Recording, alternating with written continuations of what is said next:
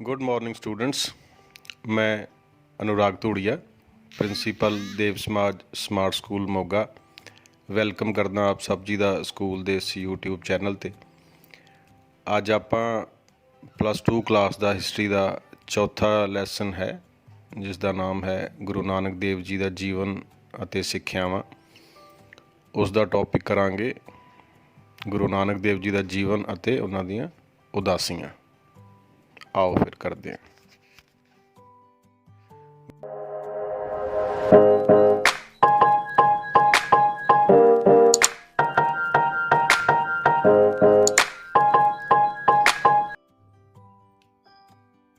+2 का जो चौथा लैसन इतिहास का है वह है गुरु नानक देव जी का जीवन और सिक्ख्यावां। Guru Nanak Dev life and teachings.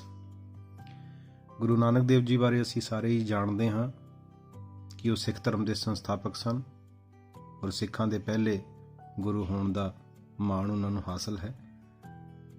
वो ना केवल पंजाब दे बल्कि पूरे भारत दे और बल्कि पूरे विश्व दे एक महान गुरु महापुरख होए हैं।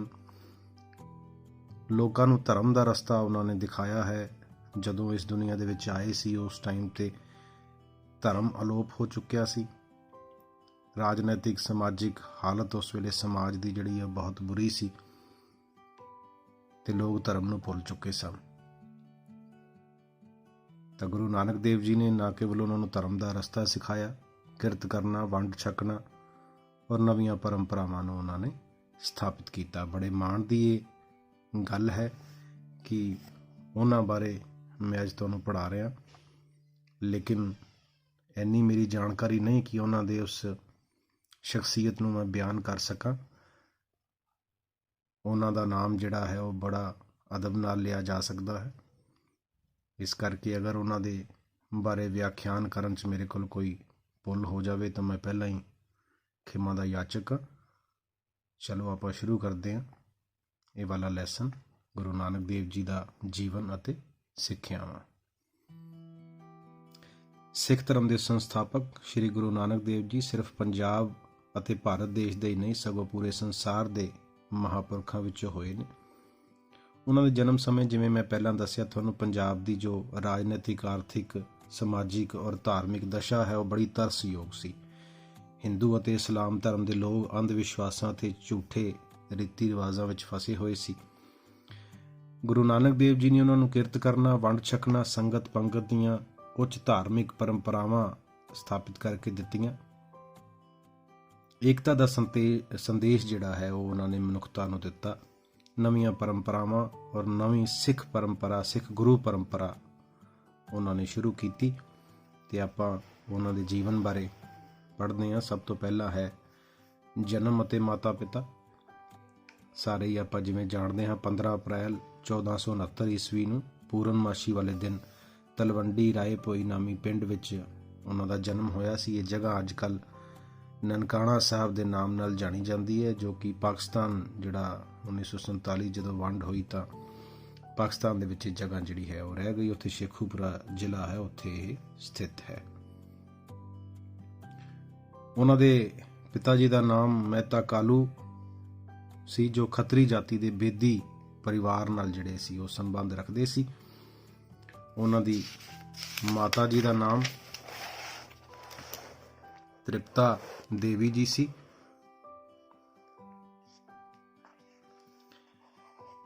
कहते ने कि उन्होंने जन्म वेले कई चमत्कार होए। 13वें दिन उन्होंने नामकरण होया। नानक जिहड़ा उन्हों दा नाम है वह भी उन्हों दी भैन नानकी दे नाम करके रखा गया, या कई इतिहासकार कहते हैं कि जदों जन्म होया वह नानके सी, इस करके नानक रखा गया। बचपन ते सिक्ख्या। बचपन तो ही बड़े गंभीर सुभाਅ दे सन। आम विद्यार्थियों की तरह, आम बच्चों की तरह वो खेडण विच ज़्यादा दिलचस्पी उन्हां दी नहीं हुंदी सी। ज़्यादा समा वो प्रभु ध्यान विच रहिंदे सी, ईश्वर भगती दे विच रहिंदे सी। 7 साल की उम्र विच नानक जी नूं हिंदी और हिसाब सीखण लई पंडित गोपाल जी की पाठशाला च भेजिया गया, लेकिन ईश्वर संबंधी ऐसे प्रश्न उन्होंने पूछे कि वो आप ही हैरान हो गए। गुरु साहब ने पंडित बृजनाथ कोलों संस्कृत और मौलवी कुतुबुद्दीन तो फारसी सीखी।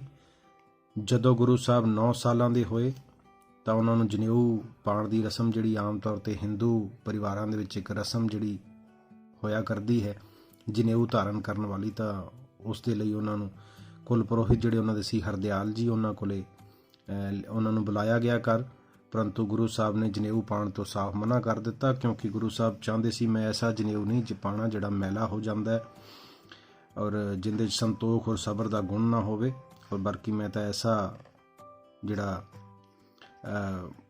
ਜਨੇਊ ਪਾਉਣਾ ਚਾਹੁੰਦਾ ਜਿਸ ਵਿੱਚ ਸੰਤੋਖ ਸਬਰ ਦੇ ਗੁਣ ਹੋਣ, ਕਦੇ ਟੁੱਟੇ ਨਾ, ਕਦੇ ਸੜੇ ਨਾ, ਕਦੇ ਮੈਲਾ ਨਾ ਹੋਵੇ ਔਰ ਖੋਖਲੇ ਰੀਤੀ ਰਿਵਾਜ਼ਾਂ ਦੇ ਵਿੱਚ ਹੀ ਸਿਰਫ ਨਾ ਹੋਵੇ।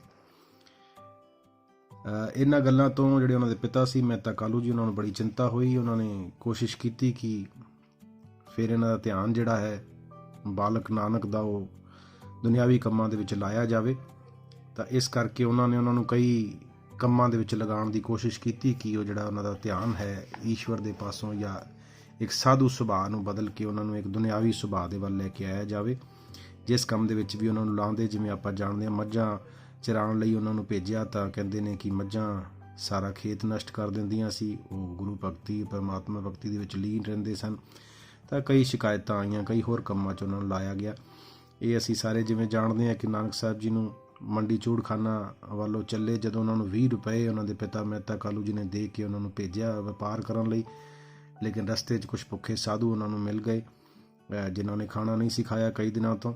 ਇਸ ਕਰਕੇ ਗੁਰੂ ਨਾਨਕ ਦੇਵ ਜੀ ਨੇ ਉਹਨਾਂ ਨੂੰ ਉਹ ਜਿਹੜੇ 20 ਰੁਪਏ ਉਹਨਾਂ ਨੂੰ ਪਿਤਾ ਜੀ ਤੋਂ ਮਿਲੇ ਸੀ ਉਹਨਾਂ ਤੋਂ ਉਹਨਾਂ ਨੇ ਖਾਣਾ ਖਵਾ ਦਿੱਤਾ। ਤਾਂ ਇਹ ਜਿਹੜੀ ਘਟਨਾ ਹੈ ਸਿੱਖ ਇਤਿਹਾਸ ਦੇ ਵਿੱਚ ਇਸ ਨੂੰ ਸੱਚਾ ਸੌਦਾ ਦੇ ਨਾਮ ਨਾਲ ਜਿਹੜਾ ਹੈ ਉਹ ਜਾਣਿਆ ਜਾਂਦਾ ਹੈ। ਉਸ ਤੋਂ ਬਾਅਦ ਵਿਵਾਹ, ਕਿਉਂਕਿ ਉਹਨਾਂ ਦਾ ਸੁਭਾਅ ਜਿਹੜਾ ਹੈ ਉਹ ਈਸ਼ਵਰ ਭਗਤੀ ਵੱਲ ਜ਼ਿਆਦਾ ਲੱਗਿਆ ਰਹਿੰਦਾ ਸੀ, ਇਸ ਕਰਕੇ ਉਹਨਾਂ ਦੇ ਪਿਤਾ ਨੇ 14 ਸਾਲਾਂ ਦੀ ਉਮਰ ਵਿੱਚ ਉਹਨਾਂ ਦਾ ਵਿਆਹ ਬਟਾਲਾ ਦੇ ਨਿਵਾਸੀ ਮੂਲ ਚੰਦ ਦੀ ਸਪੁੱਤਰੀ ਸੁਲੱਖਣੀ ਦੇਵੀ ਨਾਲ ਕਰ ਦਿੱਤਾ। ਉਹਨਾਂ ਦੇ ਘਰ ਸ਼੍ਰੀ ਚੰਦ ਅਤੇ ਲਖਮੀ ਦਾਸ ਨਾਮੀ 2 ਪੁੱਤਰ ਪੈਦਾ ਹੋਏ।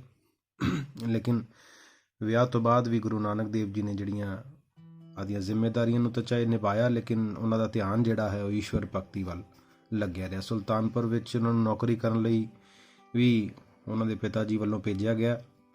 ਭੈਣ ਨਾਨਕੀ ਔਰ ਉਹਨਾਂ ਦੇ ਪਤੀ ਜੈ ਰਾਮ ਜਿਹੜੇ ਉੱਥੇ ਰਹਿੰਦੇ ਸਨ, ਉਹਨਾਂ ਕੋਲੇ ਨਾਨਕ ਜੀ ਨੂੰ ਭੇਜਿਆ ਗਿਆ। ਜੈ ਰਾਮ ਜੀ ਦੀ ਸਿਫਾਰਿਸ਼ 'ਤੇ ਨਾਨਕ ਜੀ ਨੂੰ ਮੋਦੀ ਖਾਨੇ ਵਿੱਚ ਮੁਨਸ਼ੀ ਦੀ ਨੌਕਰੀ ਮਿਲੀ। ਬੜੀ ਇਮਾਨਦਾਰੀ ਨਾਲ, ਯੋਗਤਾ ਨਾਲ ਉੱਥੇ ਉਹਨਾਂ ਨੇ ਕੰਮ ਕੀਤਾ। ਉੱਥੇ ਰਹਿੰਦਿਆਂ ਹੀ ਸੱਚੇ ਗਿਆਨ ਦੀ ਉਹਨਾਂ ਨੂੰ ਪ੍ਰਾਪਤੀ ਹੋਈ। ਸੁਲਤਾਨਪੁਰ ਵਿੱਚ ਰਹਿੰਦੇ ਹੋਏ ਗੁਰੂ ਸਾਹਿਬ ਰੋਜ਼ ਸਵੇਰੇ ਸਤਲੁਜ ਦੀ ਸਹਾਇਕ ਨਦੀ ਕਾਲੀ ਬੇਈ ਵਿੱਚ ਇਸ਼ਨਾਨ ਕਰਨ ਲਈ ਜਾਇਆ ਕਰਦੇ ਸਨ। ਉੱਥੇ ਬੇਰ ਦਾ ਇੱਕ ਰੁੱਖ ਵੀ ਹੈ, ਅੱਜ ਵੀ ਦੇਖਿਆ ਜਾ ਸਕਦਾ। ਉੱਥੇ ਉਹਦੇ ਥੱਲੇ ਬਹਿ ਕੇ ਉਹ ਈਸ਼ਵਰ ਦਾ ਨਾਮ ਜਪਦੇ ਸੀ। ਬਾਬੇ ਦੀ ਬੇਰ ਦੇ ਨਾਂ ਨਾਲ ਉਹ ਰੁੱਖ ਅੱਜ ਵੀ ਮੌਜੂਦ ਹੈ। ਸਿੱਖ ਪਰੰਪਰਾਵਾਂ ਦੇ ਅਨੁਸਾਰ ਇੱਕ ਦਿਨ ਇਸ਼ਨਾਨ ਕਰਨ ਲਈ ਜਦੋਂ ਗਏ ਤਾਂ 3 ਦਿਨ ਉੱਥੇ ਨਦੀ ਦੇ ਵਿੱਚ ਅਲੋਪ ਹੋ ਗਏ, ਵਾਪਸ ਨਹੀਂ ਆਏ। ਕਹਿੰਦੇ ਨੇ ਕਿ ਉਸ ਟਾਈਮ ਤੇ ਗੁਰੂ ਨਾਨਕ ਦੇਵ ਜੀ ਸਮਾਧੀ ਦੇ ਵਿੱਚ ਰਹੇ। ਉਸ ਟਾਈਮ ਤੋਂ ਉਹਨਾਂ ਨੂੰ ਸੱਚੇ ਗਿਆਨ ਦੀ, ਅਧਿਆਤਮਿਕ ਗਿਆਨ ਦੀ ਪ੍ਰਾਪਤੀ ਹੋਈ। ਜਦੋਂ ਉਹ ਬਾਹਰ ਨਿਕਲੇ ਤਾਂ ਉਹਨਾਂ ਨੇ ਕਿਹਾ ਨਾ ਕੋ ਹਿੰਦੂ ਨਾ ਕੋ ਮੁਸਲਮਾਨ, ਯਾਨੀ ਨਾ ਕੋਈ ਹਿੰਦੂ ਹੈ ਨਾ ਕੋਈ ਮੁਸਲਮਾਨ ਹੈ, ਔਰ ਪਰਮਾਤਮਾ ਨੇ ਸਭ ਨੂੰ ਇੱਕ ਸਮਾਨ ਬਣਾਇਆ ਹੈ। ਇਸ ਗਿਆਨ ਦੀ ਪ੍ਰਾਪਤੀ ਜਿਹੜੀ ਉਹਨਾਂ ਨੂੰ 1499 ਈਸਵੀ ਦੇ ਵਿੱਚ ਹੋਈ ਸੀ। ਜਦੋਂ ਇਹ ਗਿਆਨ ਦੀ ਪ੍ਰਾਪਤੀ ਉਹਨਾਂ ਨੂੰ ਹੋਈ ਤਾਂ ਫਿਰ ਉਹਨਾਂ ਨੇ ਇਸ ਗਿਆਨ ਨੂੰ ਅਗਾਂਹ ਵੰਡਣ ਲਈ, ਦੁਨੀਆ ਨੂੰ ਸਿੱਧਾ ਰਸਤਾ ਦਿਖਾਉਣ ਲਈ, ਲੋਕਾਂ ਨੂੰ ਧਰਮ ਦੇ ਰਸਤੇ ਤੇ ਪਾਉਣ ਲਈ ਧਾਰਮਿਕ ਯਾਤਰਾਵਾਂ ਕੀਤੀਆਂ। ਉਹਨਾਂ ਨੂੰ ਉਦਾਸੀਆਂ ਵੀ ਇਤਿਹਾਸ ਦੇ ਵਿੱਚ ਕਿਹਾ ਜਾਂਦਾ ਹੈ। ਤਾਂ ਉਹ ਯਾਤਰਾਵਾਂ ਤੇ ਗਏ, ਲੰਬੀਆਂ ਯਾਤਰਾਵਾਂ ਉਹਨਾਂ ਨੇ ਕੀਤੀਆਂ, ਕਿਉਂਕਿ ਘਰ-ਬਾਰ ਛੱਡ ਕੇ ਉਹ ਗਏ ਸਨ। ਇਸ ਕਰਕੇ ਇਹਨਾਂ ਨੂੰ ਉਦਾਸੀਆਂ ਦੇ ਨਾਮ ਨਾਲ ਅਸੀਂ ਜਾਣਦੇ ਹਾਂ।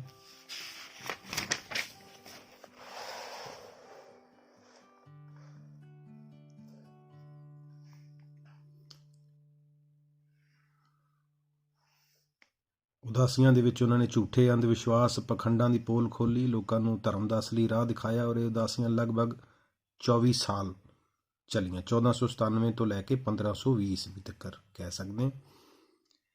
ਉਸ ਤੋਂ ਬਾਅਦ ਉਦਾਸੀਆਂ ਤੋਂ ਬਾਅਦ ਕਰਤਾਰਪੁਰ ਵਿੱਚ ਆ ਕੇ ਨਿਵਾਸ ਉਹਨਾਂ ਨੇ ਕੀਤਾ। 1521 ਵਿੱਚ ਗੁਰੂ ਨਾਨਕ ਦੇਵ ਜੀ ਰਾਵੀ ਨਦੀ ਦੇ ਕੰਢੇ ਕਰਤਾਰਪੁਰ ਦਾ ਭਾਵ ਹੈ ਈਸ਼ਵਰ ਦਾ ਨਗਰ, ਕਰਤਾਰ ਯਾਨੀ ਈਸ਼ਵਰ, ਉੱਥੇ ਉਹਨਾਂ ਨੇ ਸਥਾਪਨਾ ਕੀਤੀ। ਇਹ ਥਾਂ ਹੁਣ ਪਾਕਿਸਤਾਨ ਵਿੱਚ ਹੈ।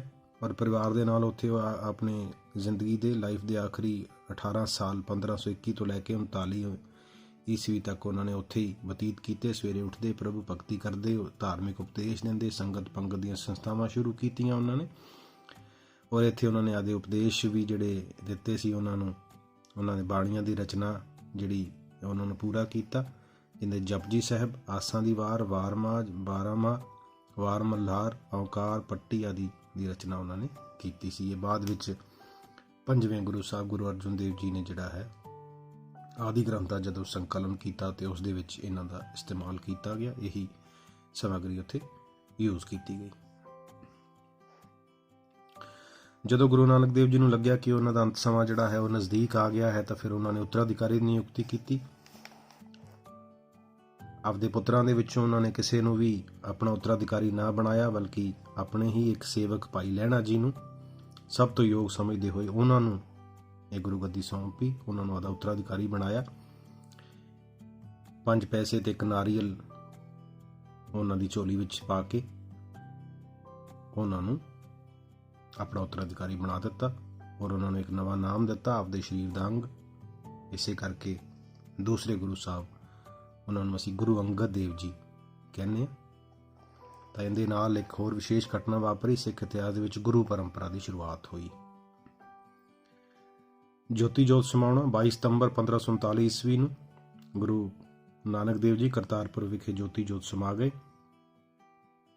ਉਸ ਵੇਲੇ ਉਹਨਾਂ ਦੀ ਉਮਰ 70 ਸਾਲ 5 ਮਹੀਨੇ 7 ਦਿਨ ਦੀ ਸੀ। ਤਾਂ ਇਸ ਤਰ੍ਹਾਂ ਭਗਤਾਂ ਦੇ ਪਿਆਰੇ, ਹਰਮਨ ਪਿਆਰੇ ਗੁਰੂ ਨਾਨਕ ਦੇਵ ਜੀ ਪੂਰੇ ਹੋਏ। ਅੱਗੇ ਹੈ ਗੁਰੂ ਨਾਨਕ ਦੇਵ ਜੀ ਦੀਆਂ ਧਾਰਮਿਕ ਯਾਤਰਾਵਾਂ ਜਾਂ ਉਦਾਸੀਆਂ, ਜਿਨ੍ਹਾਂ ਨੂੰ ਆਪਾਂ ਕਹਿ ਰਹੇ ਹਾਂ, ਜਿਹੜੀ ਕਾਲੀ ਨਈ ਚ ਬੇਈ ਨਦੀ ਦੇ ਵਿੱਚ ਸੱਚਾ ਗਿਆਨ ਪ੍ਰਾਪਤ ਕਰਨ ਤੋਂ ਬਾਅਦ ਜੋ ਸੱਚਾ ਗਿਆਨ ਉਹਨਾਂ ਨੂੰ ਪ੍ਰਾਪਤ ਹੋਇਆ ਸੀ, ਜੋ ਸੇਧ ਉਹਨਾਂ ਨੂੰ ਪਰਮਾਤਮਾ ਵੱਲੋਂ ਮਿਲੀ ਸੀ ਲੋਕਾਂ ਨੂੰ ਦੇਣ ਲਈ, ਧਰਮ ਦਾ ਰਸਤਾ ਦਿਖਾਉਣ ਲਈ, ਉਸ ਤੇ ਉਹ ਨਿਕਲੇ। ਉਹਨਾਂ ਦਾ ਵਿਸਤਾਰ ਆਪਾਂ ਪੜ੍ਹਦੇ ਹਾਂ।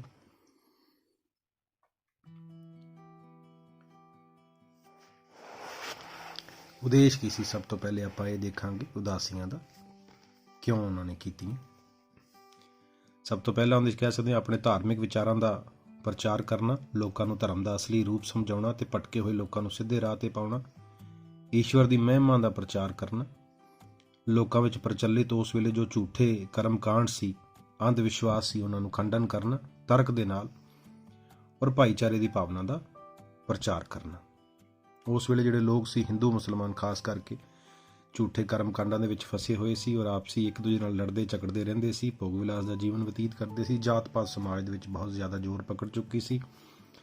ਤਾਂ ਇਹ ਸਾਰੇ ਚੀਜ਼ਾਂ ਪਖੰਡਾਂ ਨੂੰ ਦੂਰ ਕਰਨਾ ਔਰ ਲੋਕਾਂ ਨੂੰ ਅਸਲੀ ਧਰਮ ਦਾ ਜਿਹੜਾ ਮਾਰਗ ਹੈ ਉਹ ਦਰਸਾਉਣਾ, ਦਿਖਾਉਣਾ, ਇਹ ਉਹਨਾਂ ਦਾ ਮਿਸ਼ਨ ਸੀ। ਤਾਂ ਜਿਹੜੀ ਪਹਿਲੀ ਉਦਾਸੀ ਗੁਰੂ ਨਾਨਕ ਦੇਵ ਜੀ ਨੇ ਸ਼ੁਰੂ ਕੀਤੀ ਉਹ 1497 ਤੋਂ ਲੈ ਕੇ 1509 ਈਸਵੀ ਤੱਕ ਮੰਨੀ ਗਈ ਹੈ। ਲਗਭਗ 12 ਸਾਲ ਦਾ ਸਮਾਂ ਇਸ ਦੇ ਵਿੱਚ ਲੱਗਿਆ ਔਰ ਉਹਨਾਂ ਦਾ ਇੱਕ ਮਿੱਤਰ ਭਗਤ ਮਰਦਾਨਾ ਵੀ ਇਸ ਉਦਾਸੀ ਦੇ ਦੌਰਾਨ ਉਹਨਾਂ ਦੇ ਨਾਲ ਸੀ। ਸਭ ਤੋਂ ਪਹਿਲੇ ਸੈਯਦਪੁਰ ਤੇ ਸਿਆਲਕੋਟ ਗਏ, ਅੱਜ ਕੱਲ੍ਹ ਉਹਨੂੰ ਐਮਨਾਬਾਦ ਕਹਿੰਦੇ ਨੇ।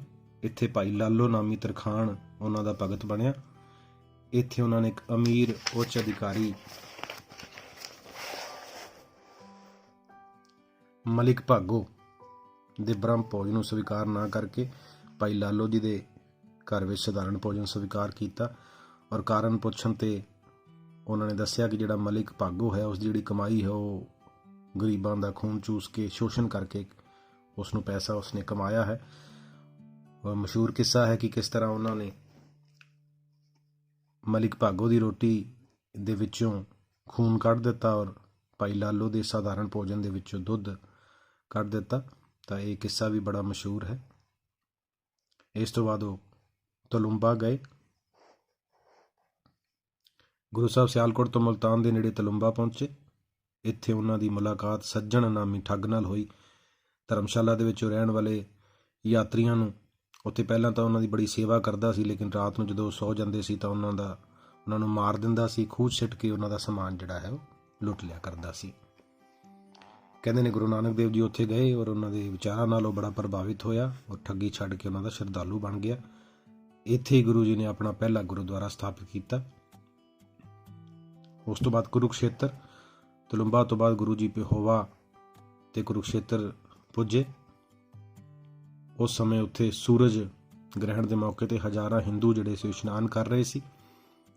ਤਾਂ ਉੱਥੇ ਗੁਰੂ ਸਾਹਿਬ ਨੇ ਅੰਧ ਵਿਸ਼ਵਾਸ ਨੂੰ ਦੂਰ ਕਰਨ ਵਾਸਤੇ ਹਿਰਨ ਦਾ ਮਾਸ ਪਕਾਇਆ ਔਰ ਇਹ ਚੀਜ਼ ਕਰਕੇ ਗੁਰੂ ਸਾਹਿਬ ਇਹ ਦੱਸਣਾ ਚਾਹੁੰਦੇ ਸੀ ਲੋਕਾਂ ਨੂੰ ਕਿ ਅਡੰਬਰ ਕਰਨ ਨਾਲ ਕੁਝ ਨਹੀਂ ਹੁੰਦਾ, ਬਲਕਿ ਮਨ ਦੀ ਸ਼ੁੱਧੀ, ਆਤਮਾ ਦੀ ਸ਼ੁੱਧੀ ਜਿਹੜੀ ਹੈ ਉਸ ਵੱਲ ਧਿਆਨ ਦੇਣਾ ਬਹੁਤ ਜ਼ਰੂਰੀ ਹੈ। ਇਸ ਤੋਂ ਬਾਅਦ ਉਹ ਪਾਣੀਪਤ, ਦਿੱਲੀ ਤੇ ਹਰਿਦੁਆਰ ਗਏ। ਕੁਰੂਕਸ਼ੇਤਰ ਤੋਂ ਗੁਰੂ ਜੀ ਪਾਣੀਪਤ ਪਹੁੰਚੇ। ਉੱਥੇ ਉਹਨਾਂ ਨੇ ਸੂਫੀ ਫਕੀਰ ਸ਼ੇਖ ਸਰਾਫ ਨੂੰ ਬੜਾ ਪ੍ਰਭਾਵਿਤ ਕੀਤਾ। ਉਸ ਤੋਂ ਬਾਅਦ ਉਹ ਦਿੱਲੀ ਗਏ। ਉੱਥੇ ਮਜਨੂ ਦਾ ਟਿੱਲਾ ਜਿਹੜਾ ਕਿਹਾ ਜਾਂਦਾ ਹੈ, ਉੱਥੇ ਉਹ ਰੁਕੇ।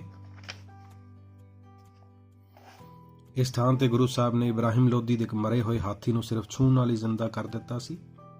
ਦਿੱਲੀ ਤੋਂ ਬਾਅਦ ਗੁਰੂ ਜੀ ਹਿੰਦੂਆਂ ਦੇ ਪ੍ਰਸਿੱਧ ਤੀਰਥ ਸਥਾਨ ਹਰਿਦੁਆਰ ਪਹੁੰਚੇ। ਉਸ ਸਮੇਂ ਬਹੁਤ ਸਾਰੇ ਲੋਕ ਪੂਰਬ ਵੱਲ ਚੜ੍ਹਦੇ ਹੋਏ ਸੂਰਜ ਵੱਲ ਮੂੰਹ ਕਰਕੇ ਪਾਣੀ ਦੇ ਰਹੇ ਸਨ। ਤਾਂ ਕਹਿੰਦੇ ਨੇ ਗੁਰੂ ਜੀ ਨੇ ਪੱਛਮ ਵੱਲ ਮੂੰਹ ਕਰਕੇ ਪਾਣੀ ਦੇਣਾ ਸ਼ੁਰੂ ਕਰ ਦਿੱਤਾ। ਜਦੋਂ ਲੋਕਾਂ ਨੇ ਦੇਖਿਆ ਔਰ ਉਹਨਾਂ ਨੇ ਪੁੱਛਿਆ ਕਾਰਨ, ਤਾਂ ਉਹਨਾਂ ਨੇ ਕਿਹਾ ਵੀ ਸੂਰਜ ਤਾਂ ਦੇਖੋ ਹਜ਼ਾਰਾਂ ਲੱਖਾਂ ਮੀਲ ਦੂਰ ਹੈ, ਅਗਰ ਤੁਹਾਡਾ ਪਾਣੀ ਉਹਦੇ ਤੱਕ ਪਹੁੰਚ ਸਕਦਾ ਹੈ ਤਾਂ ਮੇਰੇ ਜਿਹੜੇ ਖੇਤ ਨੇ ਉਹ ਤਾਂ ਇਸੇ ਜ਼ਮੀਨ ਤੇ ਨੇ ਔਰ ਉਹਨਾਂ ਤੱਕ ਤਾਂ ਪਾਣੀ ਇਹ ਜ਼ਰੂਰ ਪਹੁੰਚ ਜਾਏਗਾ। ਤਾਂ ਇਹ ਕਹਿ ਕੇ ਉਹ ਲੋਕਾਂ ਦੇ ਅੰਧ ਵਿਸ਼ਵਾਸ ਨੂੰ ਦੂਰ ਕਰਨਾ ਚਾਹੁੰਦੇ ਸੀ। ਇਸ ਤੋਂ ਬਾਅਦ ਉਹ ਗੋਰਖਮੱਤਾ ਗਏ। ਕੇਦਾਰਨਾਥ, ਬਦਰੀਨਾਥ, ਜੋਸ਼ੀ ਮੱਠ ਹੁੰਦੇ ਹੋਏ ਉਹ ਗੋਰਖਮੱਤਾ ਪਹੁੰਚੇ। ਉੱਥੇ ਗੋਰਖਨਾਥ ਦੇ ਅਨੁਯਾਈ ਜੋਗੀਆਂ ਦਾ ਮੱਠ ਸੀ। ਉਹਨਾਂ ਨੇ ਜੋਗੀਆਂ ਨੂੰ ਸਮਝਾਇਆ ਕਿ ਕੰਨਾਂ ਦੇ ਵਿੱਚ ਕੁੰਡਲ ਪਾ ਲੈਣ ਨਾਲ ਔਰ ਸਰੀਰ ਤੇ ਭਸਮ ਮਲ ਲੈਣ ਨਾਲ, ਸ਼ੰਖ ਵਜਾਉਣ ਨਾਲ, ਪੀਲੇ ਕੱਪੜੇ ਪਾਉਣ ਨਾਲ ਮੁਕਤੀ ਹਾਸਲ ਨਹੀਂ ਹੁੰਦੀ। ਔਰ ਕਹਿੰਦੇ ਨੇ ਗੁਰੂ ਜੀ ਦੇ ਉਪਦੇਸ਼ਾਂ ਤੋਂ ਬੜੇ ਪ੍ਰਭਾਵਿਤ ਹੋਏ ਔਰ ਉਹਨਾਂ ਦੇ ਸ਼ਰਧਾਲੂ ਬਣ ਗਏ। ਇਸ ਤੋਂ ਬਾਅਦ ਉਹ ਬਨਾਰਸ ਗਏ ਔਰ ਬਨਾਰਸ ਚਤੁਰਦਾਸ ਨਾਮੀ ਬ੍ਰਾਹਮਣ ਨਾਲ ਉਹਨਾਂ ਦੀ ਲੰਬੀ ਗੱਲਬਾਤ ਹੋਈ। ਉਹਨਾਂ ਨੇ ਗੁਰੂ ਜੀ ਨੂੰ ਦੱਸਿਆ ਕਿ ਮੂਰਤੀ ਪੂਜਾ ਕਰਨਾ ਜਿਹੜਾ ਹੈ ਉਹ ਬੰਜਰ ਜ਼ਮੀਨ ਨੂੰ ਪਾਣੀ ਦੇਣ ਦੇ ਸਮਾਨ ਹੈ। ਬਨਾਰਸ ਵਿੱਚ ਗੁਰੂ ਜੀ ਜਿੱਥੇ ਠਹਿਰੇ ਸਨ, ਅੱਜ ਕੱਲ੍ਹ ਗੁਰੂ ਦਾ ਬਾਗ ਨਾਮੀ ਗੁਰਦੁਆਰਾ ਉੱਥੇ ਬਣਿਆ ਹੋਇਆ ਹੈ। ਉਸ ਤੋਂ ਬਾਅਦ ਉਹ ਪਟਨਾ, ਜਿਹੜੀ ਅੱਜ ਕੱਲ੍ਹ ਦੀ ਬਿਹਾਰ ਦੀ ਰਾਜਧਾਨੀ ਹੈ, ਉੱਥੇ ਗਏ। ਗਇਆ ਨਾਮੀ ਸਥਾਨ ਜਿਹੜੀ ਬੌਧੀਆਂ ਦਾ ਬੜਾ ਪ੍ਰਸਿੱਧ ਤੀਰਥ ਸਥਾਨ ਹੈ, ਉੱਥੇ ਵੀ ਉਹ ਗਏ ਔਰ ਬਹੁਤ ਭਿਕਸ਼ੂਆਂ ਨਾਲ ਵੀ ਗੱਲਬਾਤ ਹੋਈ। ਉੱਥੇ ਉਹਨਾਂ ਦੇ ਅੰਧ ਵਿਸ਼ਵਾਸਾਂ ਨੂੰ ਵੀ ਉਹਨਾਂ ਨੇ ਤੋੜਿਆ। ਉਸ ਤੋਂ ਬਾਅਦ ਆਸਾਮ ਗਏ। ਗੁਰੂ ਜੀ ਕਾਮਰੂਪ ਵੀ ਗਏ। ਉੱਥੇ ਉਹਨਾਂ ਨੇ ਨੂਰਸ਼ਾਹੀ ਨਾਮੀ ਇੱਕ ਜਾਦੂ ਕਰਨੀ ਸੀ। ਉਸਦੀਆਂ ਚਾਲਾਂ ਔਰ ਜਾਦੂ ਟੋਣੇ ਜਿਹੜੇ ਉਹ ਆਮ ਤੌਰ ਤੇ ਕਰਦੀ ਸੀ ਦੂਸਰਿਆਂ ਤੇ, ਉਹ ਗੁਰੂ ਨਾਨਕ ਦੇਵ ਜੀ ਤੇ ਵੀ ਕਰਨ ਦੀ ਕੋਸ਼ਿਸ਼ ਕੀਤੀ। ਉਹਨਾਂ ਨੂੰ ਉਸਨਾਂ ਨੇ ਅਸਫਲ ਕੀਤਾ, ਫੇਲ ਕੀਤਾ। ਉਸ ਤੋਂ ਬਾਅਦ ਸਿਲਟ ਤੇ ਢਾਕਾ ਵੀ ਗਏ। ਸ਼ਿਲਾਂਗ ਤੋਂ ਉਹ ਸਿਲਟ ਪਹੁੰਚੇ। ਇੱਥੇ ਉਹ ਪ੍ਰਸਿੱਧ ਸੂਫੀ ਸੰਤ ਸ਼ੇਖ ਜਲਾਲ ਨਾਲ ਵੀ ਉਹਨਾਂ ਦੀ ਮੁਲਾਕਾਤ ਹੋਈ ਸੀ। ਫਿਰ ਉਹ ਢਾਕਾ ਜਿਹੜੀ ਅੱਜ ਕੱਲ੍ਹ ਬੰਗਲਾਦੇਸ਼ ਦੀ ਰਾਜਧਾਨੀ ਹੈ, ਉੱਥੇ ਵੀ ਉਹ ਗਏ। ਉਸ ਤੋਂ ਬਾਅਦ ਜਗਨਨਾਥਪੁਰੀ ਔਰ ਫਿਰ ਉੱਥੋਂ ਵਾਪਸ ਹੁੰਦੇ ਹੋਏ ਉਹ ਪੰਜਾਬ ਨੂੰ ਆਏ। ਜਿੱਥੇ ਵੀ ਉਹ ਗਏ ਉੱਥੇ ਸਭ ਥਾਵਾਂ ਤੇ ਉਹਨਾਂ ਨੇ ਸਮਝਾਇਆ ਕਿ ਸਾਨੂੰ ਦੇਵੀ ਦੇਵਤਿਆਂ ਤੇ ਅਵਤਾਰਾਂ ਦੀ ਪੂਜਾ ਕਰਨ ਦੀ ਬਜਾਏ ਇੱਕ ਨਿਰਾਕਾਰ ਈਸ਼ਵਰ ਦੀ ਜਿਹੜੀ ਪੂਜਾ ਹੈ ਉਹ ਕਰਨੀ ਚਾਹੀਦੀ ਹੈ।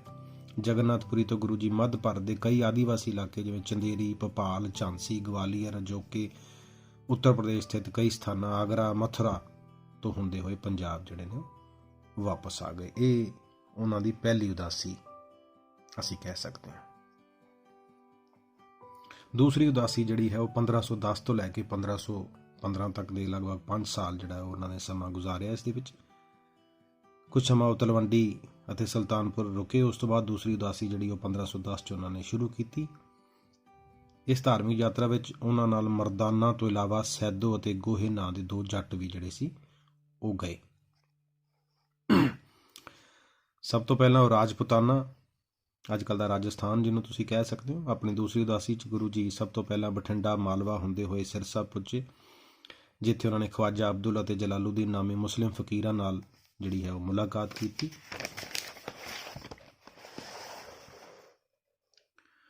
ਫਿਰ ਉਹ ਬੀਕਾਨੇਰ, ਜੈਸਲਮੇਰ, ਜੋਧਪੁਰ ਹੁੰਦੇ ਹੋਏ ਅਜਮੇਰ ਪੁੱਜੇ, ਜਿੱਥੇ ਪੁਸ਼ਕਰ ਦੇ ਸਥਾਨ ਤੇ ਉਹਨਾਂ ਨੇ ਹਿੰਦੂਆਂ ਨੂੰ ਸਿਰਫ ਈਸ਼ਵਰ ਦਾ ਨਾਮ ਜਪਣ ਦੀ ਸਲਾਹ ਦਿੱਤੀ। ਫਿਰ ਉਹ ਮਾਊਂਟ ਆਬੂ ਵੀ ਗਏ, ਉੱਥੇ ਜੈਨ ਮੰਦਰ ਸੀ, ਉੱਥੇ ਵੀ ਉਹਨਾਂ ਨੇ ਜੈਨ ਸਾਧੂਆਂ ਨਾਲ ਮੁਲਾਕਾਤ ਕੀਤੀ। ਉਸ ਤੋਂ ਬਾਅਦ ਦੱਖਣ ਭਾਰਤ ਦੇ ਏਰੀਏ 'ਚ ਵੀ ਉਹ ਗਏ। ਉਹ ਉਜੈਨ, ਇੰਦੌਰ, ਹੈਦਰਾਬਾਦ, ਬੀਦਰ, ਗੋਲਕੁੰਡਾ, ਮਦਰਾਸ, ਪੌਂਡੀਚੇਰੀ, ਕਾਂਚੀਪੁਰਮ ਅਤੇ ਰਾਮੇਸ਼ਵਰ ਵੀ ਗਏ। ਉਸ ਤੋਂ ਬਾਅਦ ਉਹ ਸ਼੍ਰੀਲੰਕਾ, ਰਾਮੇਸ਼ਵਰ ਤੋਂ ਬਾਅਦ ਗੁਰੂ ਜੀ ਸ਼੍ਰੀਲੰਕਾ ਪੁੱਜੇ। ਉਸ ਸਮੇਂ ਬੁੱਧ ਧਰਮ ਦਾ ਉਹ ਪ੍ਰਸਿੱਧ ਕੇਂਦਰ ਸੀ।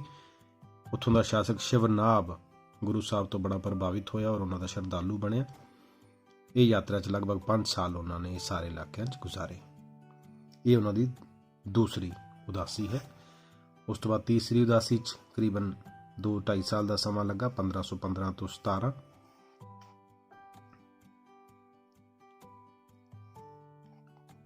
ਉੱਤਰੀ ਭਾਰਤ ਦੇ ਕਈ ਭਾਗਾਂ ਦੀ ਯਾਤਰਾ ਇਸ ਦੌਰਾਨ ਉਹਨਾਂ ਨੇ ਕੀਤੀ। ਪਹਾੜੀ ਪ੍ਰਦੇਸ਼ ਜਿਨ੍ਹਾਂ 'ਚ ਪੰਜਾਬ ਦੇ ਜਲੰਧਰ, ਹੁਸ਼ਿਆਰਪੁਰ ਆਦਿ ਸਥਾਨਾਂ ਤੋਂ ਹੁੰਦੇ ਹੋਏ ਗੁਰੂ ਸਾਹਿਬ ਪਹਾੜੀ ਪ੍ਰਦੇਸ਼ਾਂ ਵੱਲ ਚੱਲੇ, ਜਿਨ੍ਹਾਂ 'ਚ ਬਿਲਾਸਪੁਰ, ਮੰਡੀ, ਸੁਕੇਤ, ਰਿਵਾਲਸਰ, ਜਵਾਲਾ ਜੀ, ਕਾਂਗੜਾ ਜੀ, ਬੈਜਨਾਥ, ਕੁੱਲੂ, ਚੰਬਾ ਅਤੇ ਲਾਹੌਲ ਸਪੀਤੀ ਆਦਿ ਤੱਕ ਦੀ ਯਾਤਰਾ ਉਹਨਾਂ ਨੇ ਕੀਤੀ। ਇੱਥੇ ਵੀ ਬੜੇ ਲੋਕ ਉਹਨਾਂ ਦੇ ਉਪਦੇਸ਼ਾਂ ਤੋਂ ਪ੍ਰਭਾਵਿਤ ਹੋਏ ਔਰ ਗੁਰੂ ਜੀ ਦੇ ਸ਼ਿਸ਼ ਬਣੇ। ਇਸ ਤੋਂ ਬਾਅਦ ਉਹ ਕੈਲਾਸ਼ ਪਰਬਤ ਅਤੇ ਮਾਨਸਰੋਵਰ ਝੀਲ ਵੀ ਗਏ।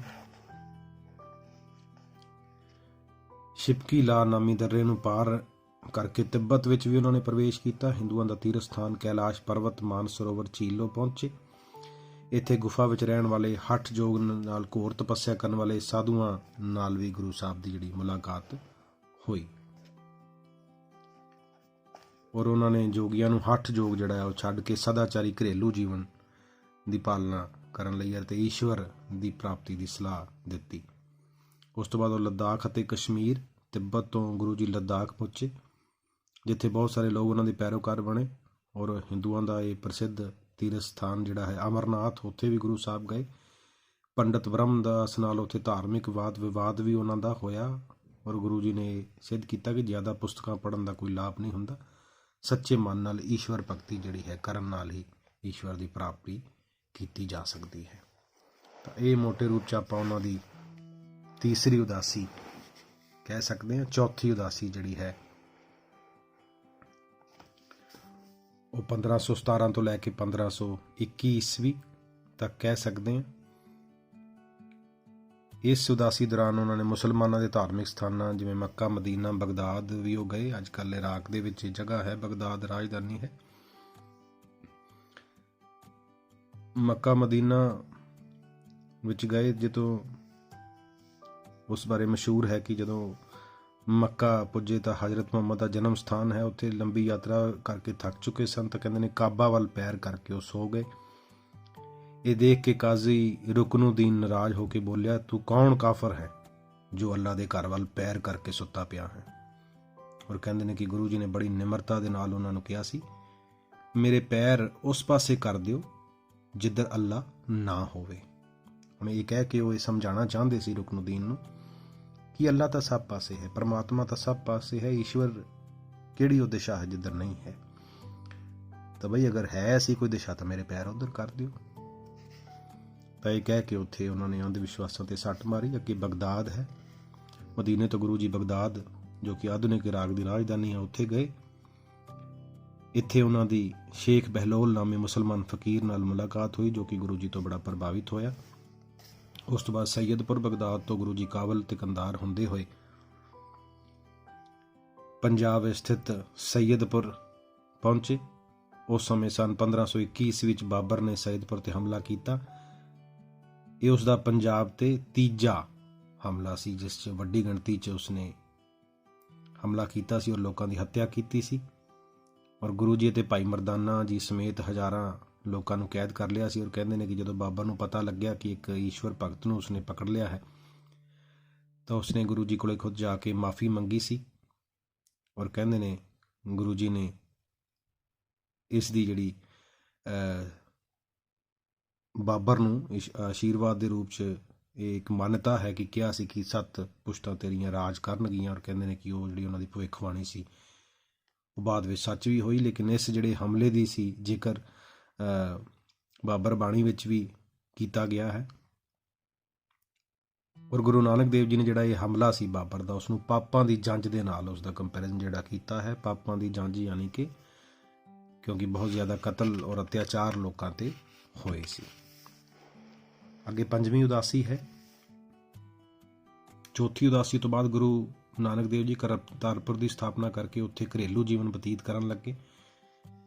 ਇਸ ਵਾਰ ਬਾਹਰ ਨਾ ਜਾ ਕੇ ਪੰਜਾਬ ਦੇ ਹੀ ਵੱਖ-ਵੱਖ ਇਲਾਕਿਆਂ ਦੀ ਯਾਤਰਾ ਉਹਨਾਂ ਨੇ ਕੀਤੀ ਸੀ। ਇਸੇ ਨੂੰ ਪੰਜਵੀਂ ਉਦਾਸੀ ਦੇ ਰੂਪ ਵਿੱਚ ਕਈ ਇਤਿਹਾਸਕਾਰ ਮੰਨਦੇ ਨੇ। ਦੀਪਾਲਪੁਰ, ਕੰਗਨਵਾਲ, ਕਸੂਰ ਪੱਟੀ ਤੇ ਬੈਰੋਵਾਲ, ਫਿਰ ਪਸਰੂਰ, ਸਿਆਲਕੋਟ, ਮਿਠਨਕੋਟ ਇੱਥੇ ਉਹ ਗਏ। ਤਾਂ ਇਹ ਇਸ ਤਰ੍ਹਾਂ 5 ਉਦਾਸੀਆਂ ਗੁਰੂ ਨਾਨਕ ਦੇਵ ਜੀ ਨੇ ਜਿਹੜੀਆਂ ਕੀਤੀਆਂ। ਗੁਰੂ ਨਾਨਕ ਦੇਵ ਜੀ ਦੀ ਉਦਾਸੀਆਂ ਦਾ ਬੜਾ ਮਹੱਤਵ ਹੈ, ਕਿਉਂਕਿ ਇਸ ਦੇ ਵਿੱਚ ਉਹਨਾਂ ਨੇ ਲੋਕਾਂ ਨੂੰ ਸੱਚੇ ਧਰਮ ਦਾ ਜਿਹੜਾ ਰਸਤਾ ਹੈ ਉਹ ਦਿਖਾਇਆ ਔਰ ਲੋਕਾਂ ਨੂੰ ਝੂਠ, ਆਡੰਬਰ, ਅੰਧ ਵਿਸ਼ਵਾਸ, ਝੂਠੇ ਪਖੰਡ, ਧਾਰਮਿਕ ਕਰਮ ਕਾਂਡ ਇਹਨਾਂ ਸਾਰਿਆਂ ਨੂੰ ਛੱਡ ਕੇ ਪਰਮਾਤਮਾ ਦੀ ਭਗਤੀ ਸੱਚੇ ਮਨ ਨਾਲ ਔਰ ਸਦਾਚਾਰੀ ਜੀਵਨ ਵਿੱਚ ਰਹਿੰਦੇ ਹੋਏ ਕਰਨ ਦੀ ਪ੍ਰੇਰਨਾ ਜਿਹੜੀ ਹੈ ਉਹ ਦਿੱਤੀ।